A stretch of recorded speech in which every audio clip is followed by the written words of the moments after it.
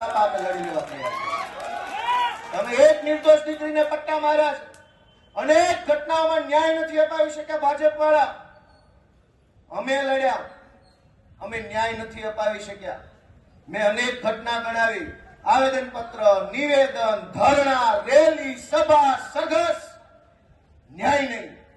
ઘટના ચાહે બળાત્કારની હોય, ઘટના ચાહે લૂંટની હોય, ઘટના ચાહે મારામારીની હોય, વ્યાજ માફિયાના ત્રાસથી દવા પી જાય, લોકો આત્મહત્યા કરી જાય, ઘટના ચાહે કોઈ પણ હોય, ન્યાય નથી મળતો। અમે બહુ કોશિશ કરી, અમે પણ ન્યાય નથી અપાવી શક્યા। એની હું બધાની બે હાથ જોડીને માફી માંગુ છું કે અમે નથી ન્યાય અપાવી શક્યા। એનો મને અફસોસ છે, હું માફી માંગુ છું।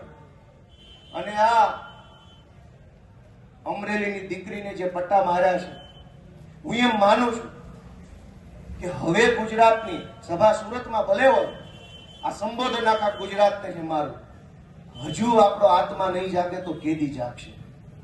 આપણો આત્મા જાગી જવો જોઈએ કે આ શું તમાશો હાલે છે, આ કેવી રીતે હાલે?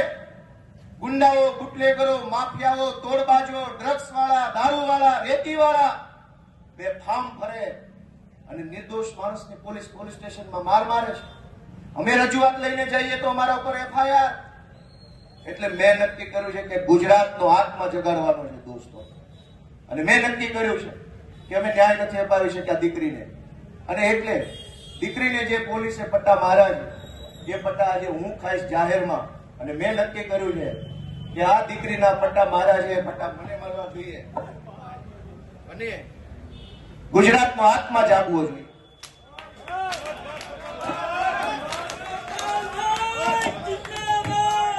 ગુજરાતનો આત્મા જાગવો જોઈએ। હવે ગુજરાતનો આત્મા જાગવો જોઈએ, આત્મા જાગવો જોઈએ ગુજરાત આખાનો। દીકરીને પટ્ટા કેવી રીતે પોલીસ મારે, મૂકી દો।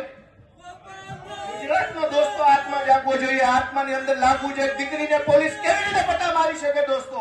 આ સજા મને મળવી જોઈએ, આ સજા મને મળવી જોઈએ।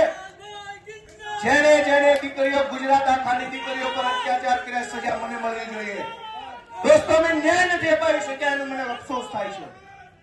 અમે ન્યાય નથી અપાવી શક્યા દોસ્તો।